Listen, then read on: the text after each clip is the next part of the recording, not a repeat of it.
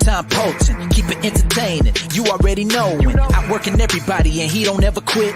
Talking about plenty comics like Graveyard Shift, Sea Dogs, Fighting Wolf, U.S. Assassin, doing just what he loves. This is his passion. Bring more value to your dollar. No, I'm not frontin'. That's how just a writer became a moral compass. This is primetime Poulton. This is primetime Poulton. Let's go.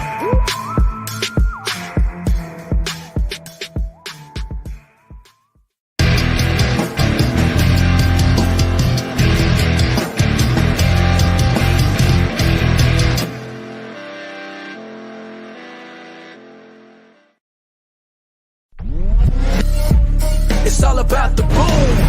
TMC, baby. It's all about the boom. Cowboy Phil, baby. It's Cowboy Phil. Hit him with the body slam, elbow drop. TMC, Cowboy Phil, laid by guys. What you see in the ring are two monsters. Energy of a king and of a rock star. Yeah, drop kick, probably make your heart stop. You ain't ready, super scary, and they staying on top. Hit a ding ding, better watch yourself. It's TMC and Cowboy Phil. Laid by God, yeah, they the real deal. It's TMC and Cowboy Phil. 2 times a week, you can't compete. They body slam you down, now you taste the beat. The champions, they legendary, nobody like them. Coming for the belt, yeah, they coming for the title. Hey, it's all about the boom. TMC, baby. TMC, baby. Yeah. It's all about the boom. Cowboy Phil, baby. Let's go. Cowboy Phil, baby. Hey, hey, hey, hey, yeah, let's go.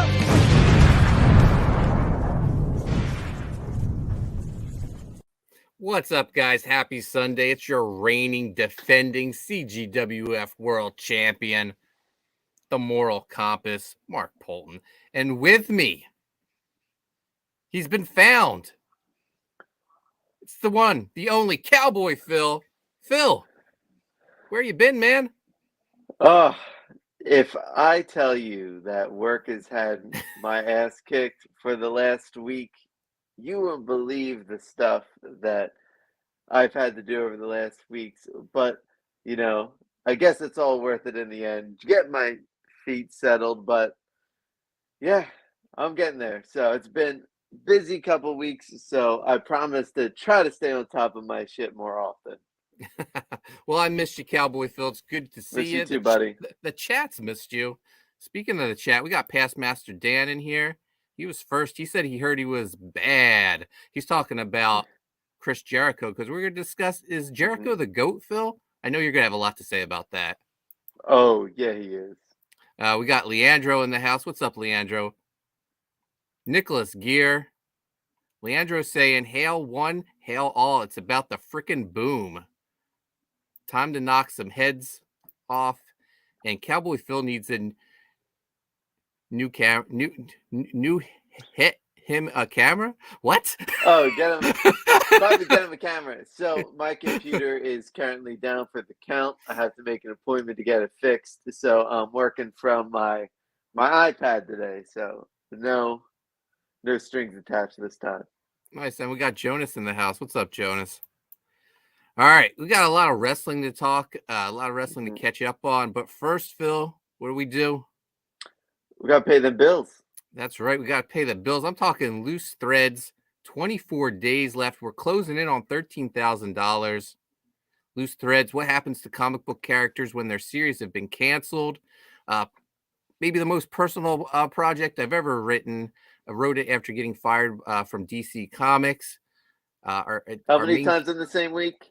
Twice, Phil. Twice. Who does that? Who DC Comics apparently. Who fires someone and then they don't even tell him they fired him. He had to find out on the internet. And then they, after his heart's broken, they bring him back at double his pay to make up for it. And then they just fire him again the next day. Oh, they're evil, Phil. They're evil. But you got that paycheck in right before they could say no. I did turn in the script to Savage Hawkman 13, and I got that raise. I didn't get credit for the book, though. I got credit on the cover, but not on the interior. So gotcha. Whatever. People still bring it to me at conventions to sign. I sign it. But the story is about our hero, Queen Madeline. She's about to fulfill her destiny, slay the Necro Dragon, and all of a sudden everything goes blank around her. In the distance, she sees a door. She goes to it, opens it up, sees a bunch of superheroes, barbarians, comic book characters. They're in comic book purgatory. That's where they go when their series are canceled. She's not taking her cancellation sitting down, though. She breaks out into the real world with some other heroes, and they're on a quest to track down their creator and make him finish their story so they can fulfill their destinies. I'm super proud of this book. Cesar Madaro's artwork is absolutely stunning, Phil. Look at this battle sequence. Look at all these soldiers. He doesn't skimp on the detail. Not at all. Look at this dragon. Unbelievable. And, if that's not good enough, Caesar surprised me with a George Perez cover. Maybe the last George Perez cover ever, Phil. Could most likely, and in all possibility. Yeah. So Loose Threads, 24 days left. Next stretch goal unlocks at 15,000. Let's get there, guys. Leandro's the man, dropping the links in the chat. Thank you, Leandro. But that's not the only book I have on Indiegogo right now, Cowboy Phil. Moral Compass, always busy, always putting out one books. And only. Even when he's not writing the book, he's still got properties out there that are making news. I'm talking Graveyard Shift, Omega Storm, 140-page graphic novel, Phil. This is the biggest Graveyard Shift book yet. If you picked up volume 4, a little spoilers, guys, they blast off into space, and this picks up right after volume 4, and it leads right into my volume 5, which I've written. We're at $64,000, 10 days left in the first half of the campaign. This is written by John Malin with beautiful artwork by Tommy Patterson. This work is just absolutely the best, man. We've had some artistic shakeups on Graveyard Shift over the last couple of years. I think we may have found our keeper. I think so. It's gorgeous. Yeah, so Graveyard Shift, Omega Storm, kicking butt, $64,000. Omega Storm is the third team we introduced into the Graveyard Shift universe behind Graveyard Shift and Division X. I've said it a million times. There's enough awesome characters in the Graveyard Shift universe. We could just start a whole line of Graveyard Shift comics. Graveyard Shift, Division X, Omega Storm, Runer, Killer 99, the list goes on. Agent Plague, Brahm, you name it. Let's just start a whole Graveyard Shift imprint and do nothing but Graveyard Shift books, Phil. Hey, remember, that's how Marvel ran in the 90s. Everyone was on an X-Men book. We had X-Force, X-Factor, X-Men, Uncanny X-Men, and then you had at the same time the Gambit series going on, the Rogue series going on. Even Nightcrawler had his own series. Yeah. Little mini-series. Everyone was getting their own stuff. And you know what I call that, Phil? The golden age of comics, the 90s. You got it. So make sure you check out Graveyard Shift and Loose Threads. I have a couple of mailing lists. We'll get to that later. But first, man, let's dive into some pro wrestling, Phil. It's been a long time. Let's start with AEW Dynamite. They were in Canada for the first time, and they pulled out all the stops, including the newest member of their broadcast team, Renee Paquette. What'd you think about this, Cowboy Phil? I mean, I heard she's sleeping with the champ. I heard rumors. I heard rumors that the champ may have pulled some. No, in all honesty, it's a good move for AEW. They are pretty much losing ground every single week. I think they're throwing things at the wall to see if it sticks right now, and I think they're probably in a little bit of a transitional period. This is almost like the unofficial end of the first tour of AEW, and now we're sort of living in this AEW ROH combo phase 2 of it. It feels like the original AEW is sort of RIP, and it's this new sort of mishmash world we're living in. Speaking of old AEW, Young Bucks, Kenny Omega. No word when they'll come back. When do you think they'll come back, if ever? I don't know about the Bucks. Yeah. I think the Bucks are most likely WWE bound. I think Omega maybe WWE bound. We may have seen them for the last time. They may get one final goodbye. I think that would be. They'll probably get a storyline where they're washed out. So maybe towards the end of 2023 is my guess. Yeah. I'm going to tell you something, Phil. I don't miss them. I agree.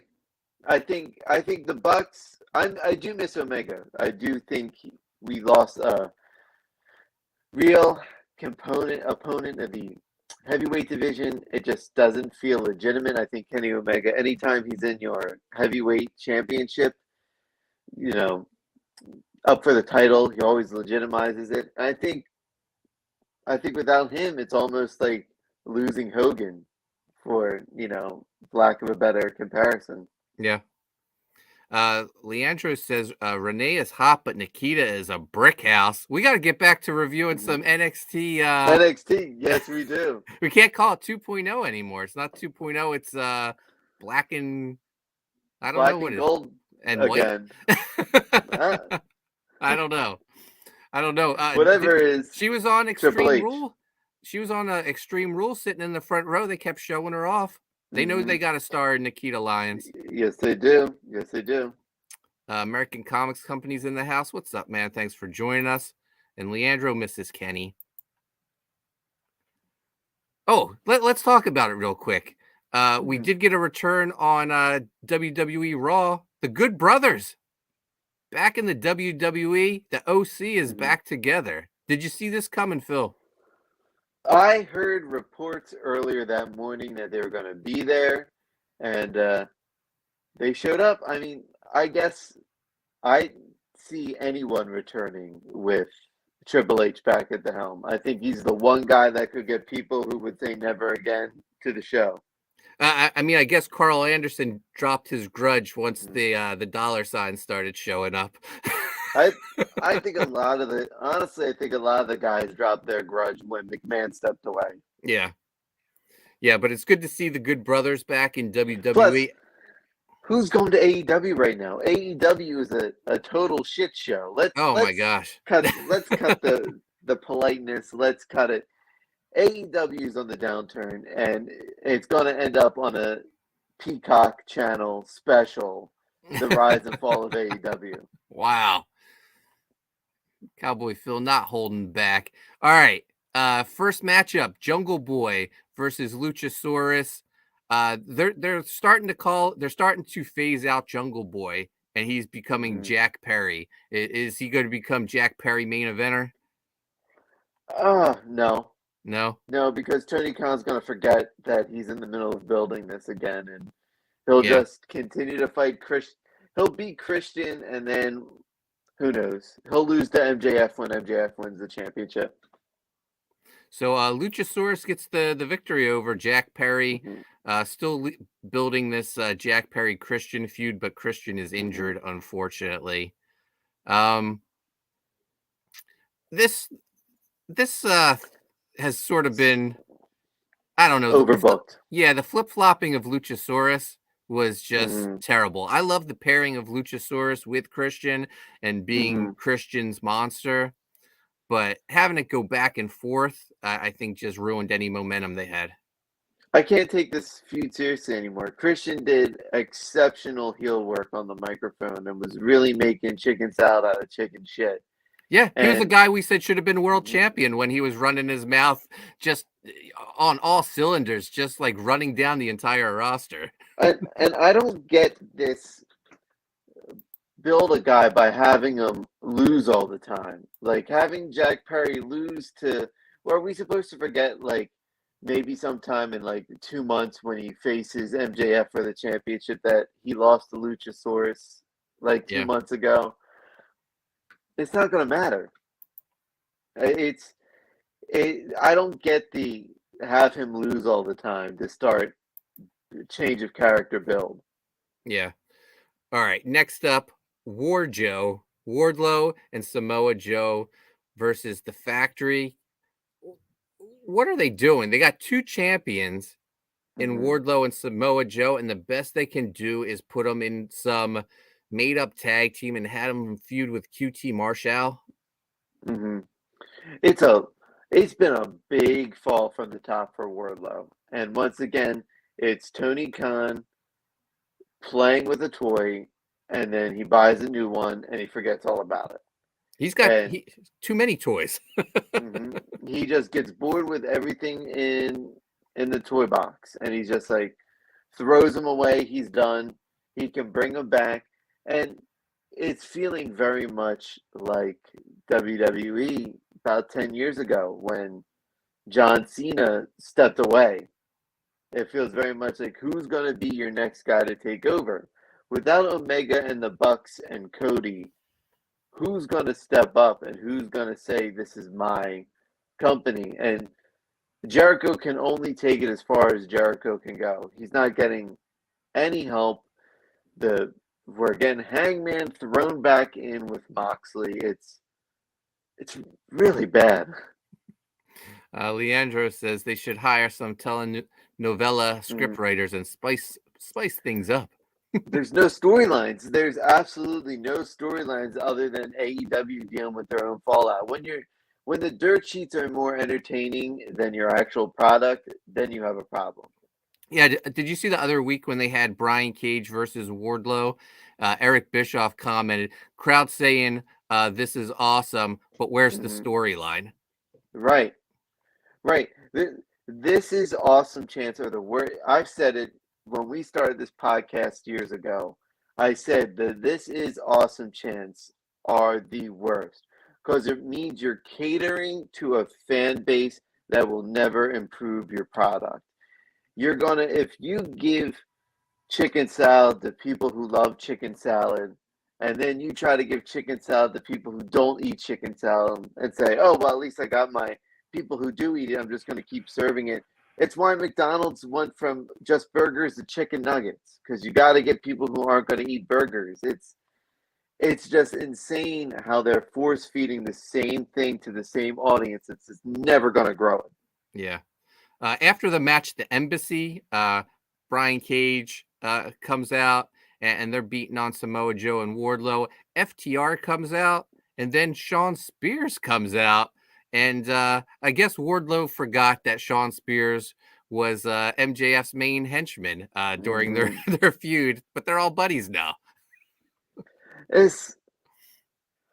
They just have nothing. This is, again, what we talked about. We want continuity in our storylines. We want to know I still want to know when the Pinnacle fell apart. It's like we're supposed to just, and that's what I hate. This is what, if we called WWE out on for years, we got to call AEW out for it. They're treating us like we're stupid and like we're kids, like we're just going to forget. And are we going to, once again, just stand for it again? I mean, unless Tony Khan is going to have a sex scandal, I don't know how AEW is going to change. Next up, we get Swerve versus Daddy Ass. Who would have thought in 2022 Billy Gunn would be having a prominent role in pro wrestling? Good for Billy Gunn. Can we just say good for Billy Gunn? Can we say the work he's doing with the Acclaimed it's been his best since his Billy and Chuck stuff? Yeah, and it's more over than a DX reunion. Yes, it was. Yes, it is.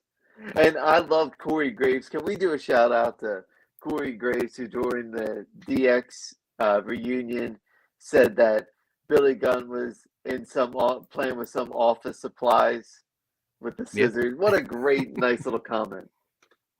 Yeah, it was good for them to mention. Make a nod to Billy Gunn. They've been mentioning a lot of outside companies on WWE. What do we know about Triple H? Triple H has always been upfront with us wrestling fans. No matter what, he always said, I'm going to be your champion because I put myself in position. He's made no bones about his career. He's been upfront and honest, whether you like him or hate him. One thing you can say about Triple H is that No one's played the game better. No one knows the game better. And no one has made better decisions than Triple H, Yeah. who stayed in wrestling post the Attitude Era. Like, everything between The Undertaker and the Shawn Michaels retirement and the one final go to the wrestling Daniel Bryan because he knew that Daniel Bryan needed to get in that main event, putting himself out there because he knew Vince wasn't going to do it. Triple H has been nothing but upfront and honest with the fans, and he's not, because he doesn't care. He's not worried. He's not petty like Vince was, who always, believe it or not, worried about whoever number 2 was. Triple H is like, this is it. This is our product. We got to go with it. Papa H taking care of all of us. Yeah. So Swerve gets the victory over Billy Gunn. The Acclaimed and Billy, they're still going to give the people what they want. They're going to scissor daddy ass. But no, Smart Mark Sterling comes out and says he has copyrighted and trademarked Scissor Me Daddy, and they can't do it anymore. And unless the Acclaimed signs with him. So it looks like we're getting Acclaimed versus Tony Nese and Josh Woods feud. And I don't mind it. I like that they're building new teams. Acclaimed super over, and Tony Nese, I feel like, has deserved better for a long time. This is how you build a tag team, not Ward Joe. Yeah. You build a storyline. You make us care. You make us want us, because the thing is, after you make Swerve look good and cheating, Swerve gets the win. He still makes Billy Gunn look good because he cheated to win, holding on to the ropes, and you're still keeping the Acclaimed over, because the big question coming out of their big championship victory was, where do they go from here? You put them in an interesting storyline against tag teams who they can win and actually be credible, because up until this point, the Acclaim was used as a fun jobber team, almost like Too Cool. And this was what's great about Too Cool's victories, is that they beat the lower teams like the Headbangers and stuff, and then once they faced the Dudleys, they dropped the title before the TLC matches. People forget that sort of Too Cool was that transition. That's what I feel like the Acclaimed is. They're going to be a good act that can be good teams, but we know that ultimately when they face a top tag team, probably FTR, they're going to drop the belts. Is Keith Lee hurt? I think Keith Lee's on his way back to WWE. I think his wife is too. All right, next up, we get a Hangman versus Moxley interview. Hangman, number 1 contender. I don't know. I feel like I've seen this interview before. They're trying to fire up Hangman Page. I think Hangman did get a dig in there, saying at least Mox said it to his face. A little dig at Punk for going into business for himself.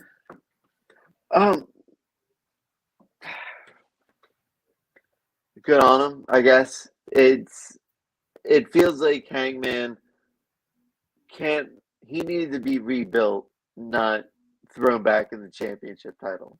Yeah. Like, he needed to, like, I'm going to say it this way. Think about Jericho when he was the undisputed champion. And his title reign was impressive at the start, but then it kind of floundered. And he ended up losing the undisputed championship to Triple H. As a young Jerichoholic, I was upset. As a man in my 30s now, looking back on it, it was the right move. Honestly, Jericho was great. He was there. Vince said, we're going to legitimize him, but maybe his title reign was a little too early. They took the belt off of him.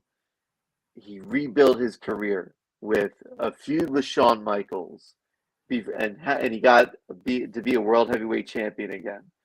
That's what you need to do with Hangman. You just don't throw him back in the championship match. You got to have him start beating legitimate top-tier guys. And I think you don't have an Omega there anymore. You don't have a Bucks for him to pick a guy to tag team with him and go over the Bucks. And so I just don't think they have the depth to heat him up right now. And I think that's why they kind of threw it in there. It's just they're stuck between a rock and a hard place. Yeah, I would have just started him at the bottom and put him all by himself. Dark Order doesn't want anything to do with him. The locker room doesn't want anything to do with him because of you played up that he went into business on Punk live on TV. So he's a man all by himself. When he was that beer drinker, ass kicker who just like would power walk right past Kenny Omega when those two weren't getting along as a tag team, that was peak Hangman Page. You know, and him being the guy who just ends up not caring. Remember, he was all about being friends with the Bucks, and then he started this take the beers and get Omega to drink a beer, and he would drink. Like that was the high. That was when we saw this is who Hangman could be. So they need to do it again. They need to get him back because right now he's just tail between his legs, kind of a dog who was the top dog and got beat. Yeah. And that's how I see him right now. Next up, world title match, Ring of Honor world title match, or should I say Ring of Jericho. Chris Jericho defends the championship against Daniel Bryan. I was saying it from the beginning. Daniel Garcia was going to turn on Daniel Bryan. It didn't quite happen when I thought it was, but we finally got it. Daniel Garcia is a sports entertainer, Phil. Can we talk about the call that Taz did? Shout out to Taz, who said, that's a sports entertainment move right there. And just absolutely selling it as a legitimate move. Taz called it beautifully. The match was excellent. We had the Jericho we know is the GOAT, but we understand that Jericho also knows his limits, and he knew as a fan base we weren't going to take Jericho winning clean over Danielson because that's Jericho. He's so smart. He knows exactly what needs to be done, when it has to be done, and they knew Jericho wasn't going to beat Danielson back-to-back unless it was something dirty, and it was fantastic. Daniel Garcia is going to be a superstar. It's really good stuff. Imagine if this was the AEW, and this is when I talk about AEW needs to put AEW first. Imagine if this was over the AEW championship. There could have been beers that were thrown at during this moment. But it happened with the ROH title, and you're just like, I care because of the performers and the story they put on. I just wish the belt was more prominent. Is Jericho the Ring of Honor world champion because Tony's trying to get a TV deal? And because Jericho should be the AEW champion. Yep. He's totally saying, why would you put it on Moxley? If you put the Ring of Honor championship on Moxley, you have a guy who's been good after his release. Like I said, Moxley is a better star than Dean Ambrose, but Dean Ambrose is the bigger star than Jon Moxley, if that makes sense. But you need to say Jericho's an all-time heavyweight champion. 8 different titles, world heavyweight championships.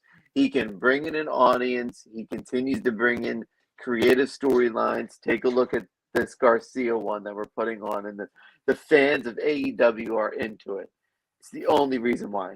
So Jericho left WWE probably at the height of his popularity with the list. Then he goes to New Japan and main events over there. Then he puts AEW on the map.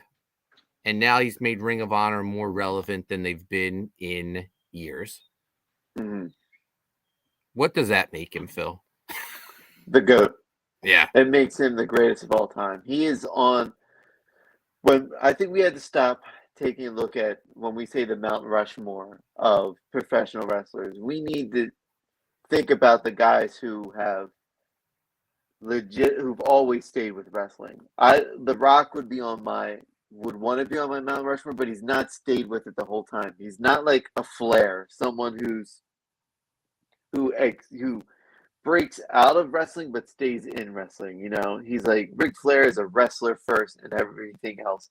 Jericho is a wrestler and everything else second, and he uses his popularity to always try to bring it back to professional wrestling. The guy is so good. Here's my Mount Rushmore. Hogan, Flair, Stone Cold Jericho. Yep. Same. Yeah. Same.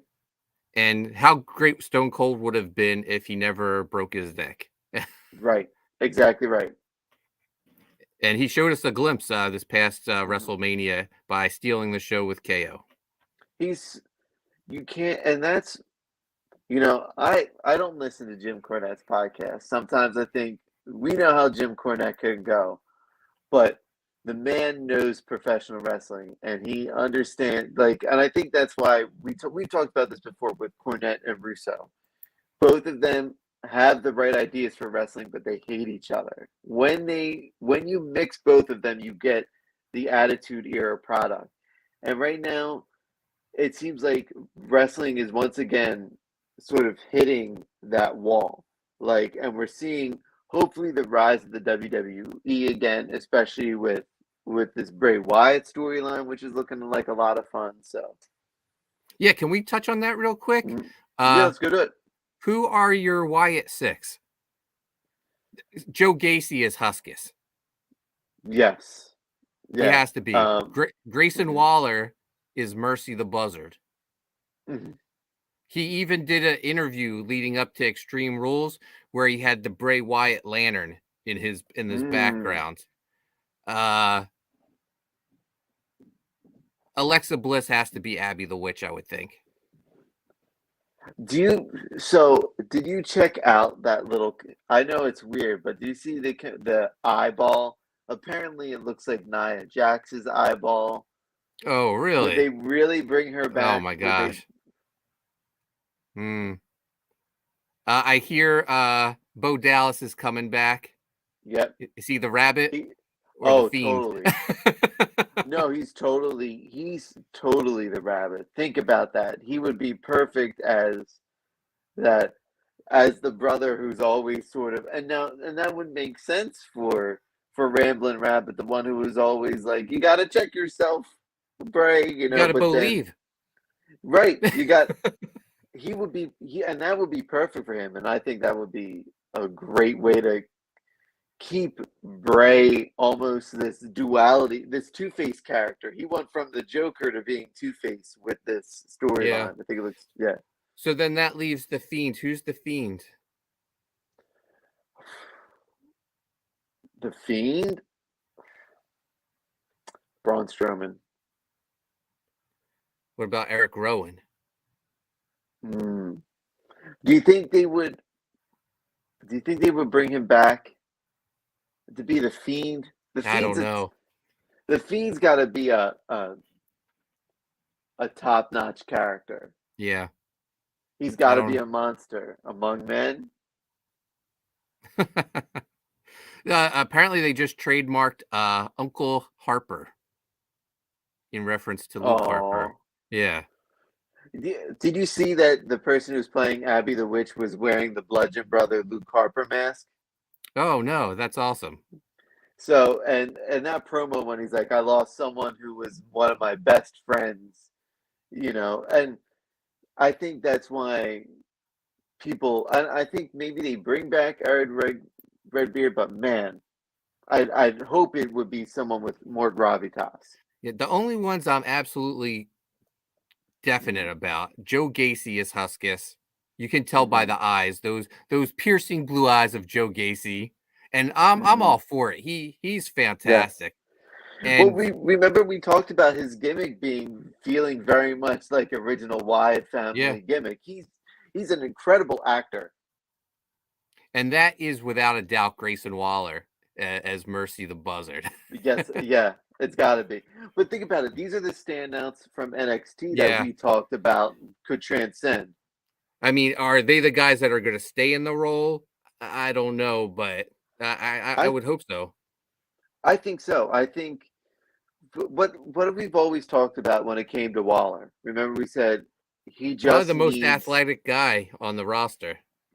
We said that he needs a gimmick change because the guy can talk on the mic and he can perform in the ring, and all he needs is that right gimmick. And we were on him about his in-ring gear all the time, but we could never knock the performance. We would always say the man is stealing the show. I think putting him with, and I think Triple H knows this, and we talked about Joe Gacy, same way, guys who can learn from a Bray Wyatt, and they both fit that description. You know what it took me until Extreme Rules to realize? Mm-hmm. Huskus is reference to Husky Harris. Yeah. Bray Wyatt's first character, and Mercy the Buzzard is the original version of Bray Wyatt. Yeah, from the yeah. I don't know. It just never clicked for me. Probably because they were puppets and not like real people. Which is why I always was fascinated with who's Ramblin' Rabbit. Like, yeah. Who is that character? And it was always said that it was like supposed to be some representation of Bo Dallas, and that would totally make sense. I always heard it was it represented who's their production guy, Kevin Dunn, because he has buck teeth. Oh. But I don't think so. I feel like it needs to be something that ties to Bray Wyatt. Right, agreed. All right, back to AEW. We get Tony Storm teaming up with Hikaru Shida versus Britt Baker and Jamie Hayter. Man, AEW's women division just sort of is hot and cold for me, and it's real cold for me right now with Tony Storm as the world champion. But I think she's a step up over Thunder Rosa, but they need some help. Yeah, I mean, I was through Target the other day, and I saw a Thunder Rosa action figure, and I just like shook my head, and I was just like, what could have been? You know, it seems like Tony Khan is so obsessed with winning Booker of the Year for some odd reason that he's overthinks himself, and he always never pulls the trigger at the right time. The Acclaimed and the Swerve in Our Glory. Yeah. Right. We all have to. I mean, we're gonna get to it later with this episode with the Pac and Orange Cassidy match. Like, he always seems to just miss it. Yeah. I think the feud should have been, I think Britt should have won the belt, and Britt Jamie Hayter feud. I think that's where the money is. Yep, I agree. Remember when that pop when she came out, because people thought it was going to be Hayter finally turning. Baker. Yep. And they miss it again. Tony Khan just fails to pit. Wrestling is all about feeding into that moment. Remember the whole Yes movement when the fans came out? And we found out Triple H was behind that whole storyline. Yeah. Like, you gotta always have your fingers on the pulse. That's always what made the WWE and wrestling great. No matter what, even WCW, like what the whole NWO was Bischoff having his finger on the pulse that whole time. And then it kind of grew into something big in it, and it got out of its way because Bischoff became bigger than the product. Tony Khan is that same way. He had it very early on, but lost it. And now, back in the Attitude Era, you had writers who had their fingers on the pulse, and Vince was sort of going back and forth. AEW is always one step behind. Yeah. Main event time. Pac defends the Atlantic title versus Orange Cassidy. Orange Cassidy, your new Atlantic champion. This is a little too late. Orange Cassidy should have been world champion a year ago. Yep. And people are like, okay, but when was this title defended on television last? Yeah.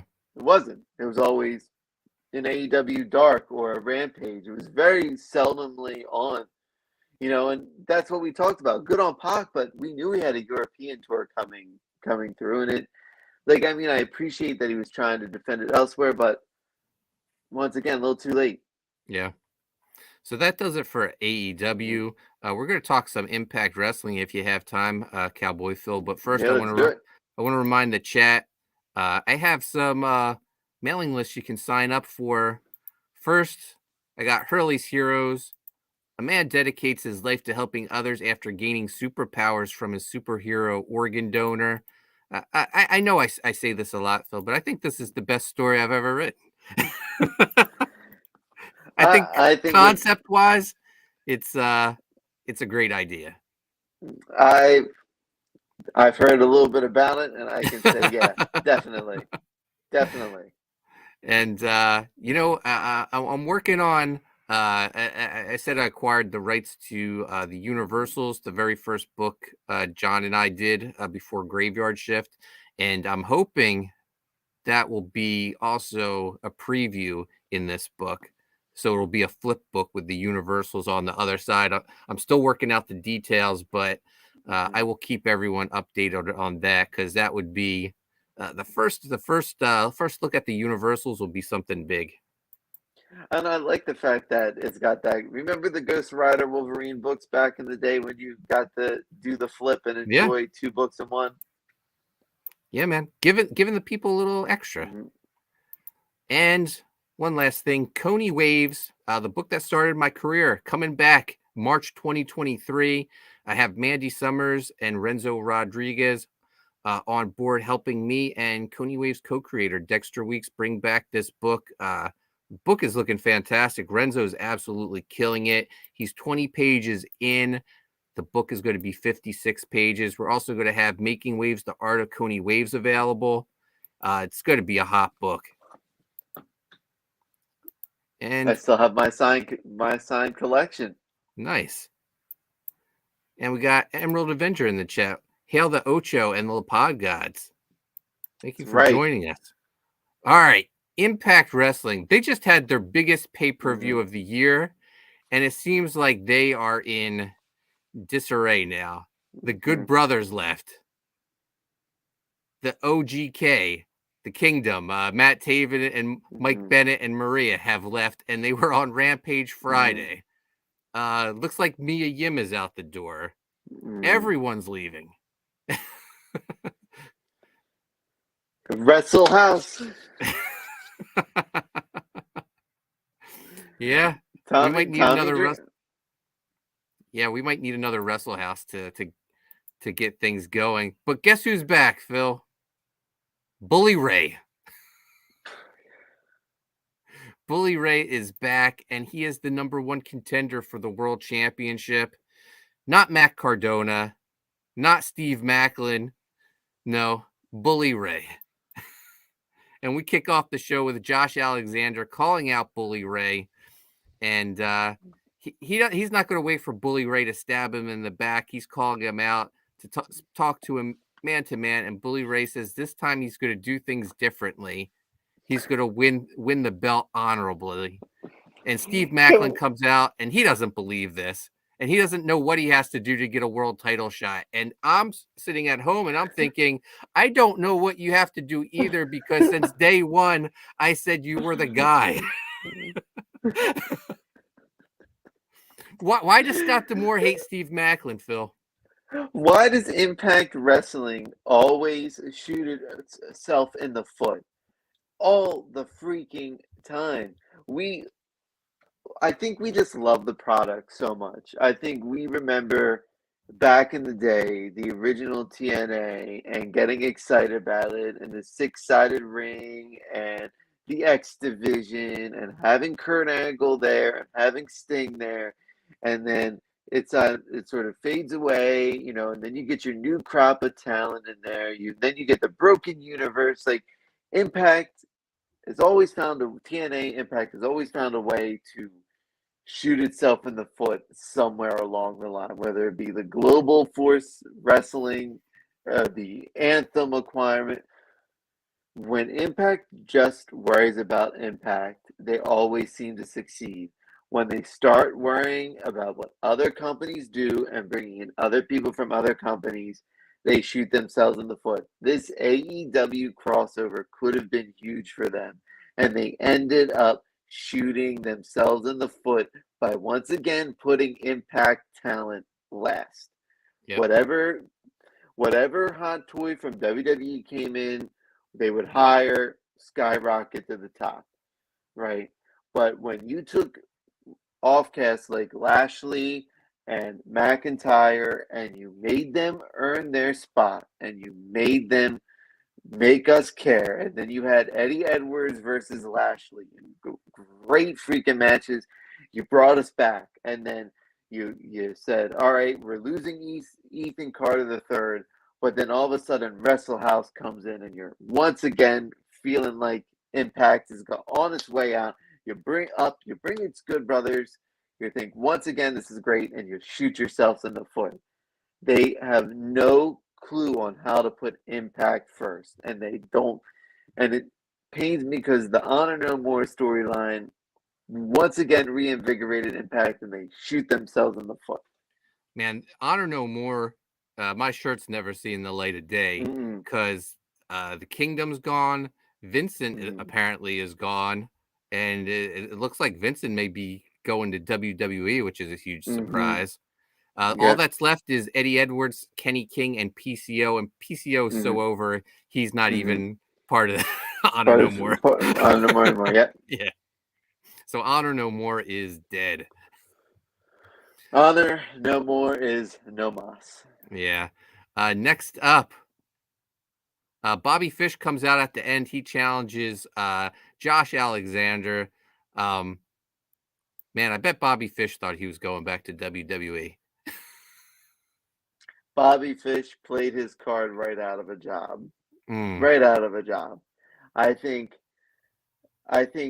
think Triple H wants anyone from the Undisputed Era back, except for Adam Cole. He'd be the only guy that he would take back. And I can't even remember when was the last time Adam Cole was on television? Is he still hurt? Still hurt, yeah. But why not make that announcement? Tell him, give him a surgery. Let us be aware that he's hurt, and we'll be back later, so we can all have that pop when he comes back and surprises us. Don't try to say, oh, maybe he'll come back. It's not real sports, guys. Yeah. But here's the thing. I don't mind Bobby Fish being on Impact. I'd rather see Josh Alexander taking on a guy like Bobby Fish, who's, in all the headlines because he's running his mouth about CM Punk and everything. I'd rather see him taking on Bobby Fish than Bully Ray. Yeah, but once again, Impact doesn't take care of Impact talent first. You know what I'm saying? Bully Ray's just a Band-Aid right now. Josh Alexander we don't know how he made the PWI top 10. We know he's good. We know he's talented, but if you can't work a mic or work a storyline, how good of a wrestler are you? Right. All right, let's talk about one thing Impact has gotten right. Next up, we got Tasha Steelz versus Killer Kelly. Killer Kelly, those vignettes that preceded her were fantastic. Even that small glimpse we got of her before that, when she was part of a tag team, we knew she was a star. But man, it's one of the one things that Impact does right. They seem to find these women wrestlers and plug them in and make them into stars. Was just about to say, how many times do we love the Impact Women's Division? It's that we sound like broken records. Whoever has been in charge of the Impact Women's Division must be getting paid a lot to not go to the competition, because somehow, some way, that is all. Doesn't Impact Women's system always feel like it's a feeder system for another company? They look at them and they're like, gotta take. But think about it. Through Taya Valkyrie, through Rosemary, even beforehand with all the original knockouts, somehow, some way, Impact's Women's Division is always great. Even through Wrestle House, we had, we had Kimber Lee come in for a hot moment, and we had, Smiley Kylie Ray before she retired again, but they somehow always seem to keep themselves evolving. How about Jordan Grace? Jordan Grace in the best shape of her career. She's jacked. It's such a good division. It always has been, always will be. It's the one thing that makes you want to watch Impact Wrestling. Killer Kelly gets the victory. Next up, we get a backstage confrontation between Johnny Swinger and Dirty Dango Fandango. This will be fun. Oh yeah, this is gonna be great. Are you kidding me? Two guys who are throwback characters, real good classics to, territory wrestling. It's gonna be fun. Yeah, and Zicky Dice thrown in for good measure. Oh, apparently there's been some backstage talk that Tyler Breeze may be back to the WWE, but as a backstage role. So if you were wondering what happened to the other half of Breezango, it looks like Hunter's going to bring back another guy that he believed in to sort of start helping with character development. So good hire if it's true. Yeah. Next up, X Division match. They do these all the time. A bunch of guys competing for what I would assume that is the number one contendership. You got Black Taurus versus Trey Miguel versus Laredo Kid versus Alex Zane versus Yua Amura and Kenny King. No surprise here. They do the predictable. Trey Miguel's your winner. Why not Alex Zane, Phil? Why not Alex Zane? Because who knows what contracts they have right now. Yeah. I'm sure that's it's all I can think about. Pay per appearance. Mm-hmm. Yep. And as we know from Impact, they wouldn't put the championship on Cardona when that would have really boosted it because he was a pay per appearance guy. But there's a reason why you're paying them for appearance to pop a rating. Yep. Next up, six woman tag team match. You got the Death Dolls. That's a name I love. Taya Valkyrie, Jessica, and Rosemary versus Vexed. That's Chelsea Green and Deonna Purrazzo, and they're teaming up with Giselle Shaw. Phil, did you know Giselle Shaw is transgender? I think I had a feeling from with my eyes, but in all honesty, were you not hyped for this match? Was this not a good match? No, this is awesome. Yeah. I don't care who you are, what your backstory is. I'm accepting of every person, gender, race, what have you, beliefs. I'm here for it all. And man, was this a good match. Professional wrestling can be, again, we put the Impact Women's Division on a pedestal. Here's all your popular names that you can throw into ones. And Chelsea Green and Deonna Purrazzo are a fun tag team. Like, go for it. There's another name that's being rumored back to WWE, Chelsea Green. But Death Dolls, if Impact was bigger, imagine how much Death Dolls merch they would be selling. So much merch. Yep. Chelsea, Deonna, and Giselle, they get the victory in this match. And then next up, we get an Honor No More promo. What's left of Honor No More? I mean, Taven and Bennett are still your Impact champions. I'm sure with this final taping, I didn't read spoilers, but I would have to think they'd drop the titles to someone. Oh, totally. I mean, who's your guess? The Good Brothers. The Machine Guns or Heath and Rhino? The Machine Guns. I'm going with Heath and Rhino. I think Keith was probably promised a title when he signed with Impact. And he's like, I'm fine. But oh man, imagine if he didn't. Yeah. If he didn't get hurt. Oh yeah. Yep. Next up, Matt Cardona versus Bhupinder Gujjar. Cardona, easy for me to say. Cardona gets the victory. And then afterwards, he reunites with Brian Myers as the major players. Good to see that. Something they're doing right. Yeah. There's been rumors that Triple H has reached out to Matt Cardona to bring him back, and Cardona said no. Yeah. Didn't stop him from teasing it all week with showing old pictures of Zack Ryder on his Twitter account. Yeah. And I can tell you that Triple H sees Matt Cardona and he sees dollar bills. And he knows he can he can make some real money with him. He didn't always feel that way though. And Matt Cardona, I don't think forgets. But I'm telling you, sometimes you got to put that aside and say business is business. If you can work out a deal and beat Matt Cardona and you're not dealing with Vince McMahon anymore. You're dealing with one of the boys now. And I know they didn't always have the best relationship, but the man is money. If you can work it out, you got to go for it. Yep. All right. Main event time.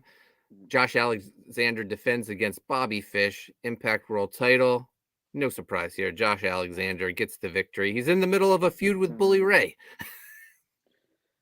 Yeah, I mean, did we expect anything? And that's, again, this is where we talk about wrestling treating us like we're stupid. Why would he lose? Yeah. So that'll do it for Impact, man. Impact, they all, here's the thing. They lost a bunch of people, but they always seem to rebuild. So it'll be interesting to see who comes to Impact with all these departures. And you know what? We will have another show in a couple weeks where we say, oh my God, look at all what is it, Slammiversary? So we'll get ready for Slammiversary once again to be like, who's all the new roster coming in? Because that's what it's going to be. Yep. All right, that'll do it for this week. Cowboy Phil, where can people find you at? Find me on the Instagram and the Twitter at Animated Film. My Twitter shall be opening up soon again. So keep sending me requests to follow. I will accept, and then it'll be open to the public once more. And guys, you can find me on Twitter and Instagram at Coney Waves. Make sure you subscribe to Primetime Poulton. Hit the notifications. And one last thing. This Wednesday, new show premiering. I'm going to play the trailer, and then we'll see ourselves out. CG Revolution with Chris Graves and Mike McMahon. Awesome video by 6 a.m. Here you go.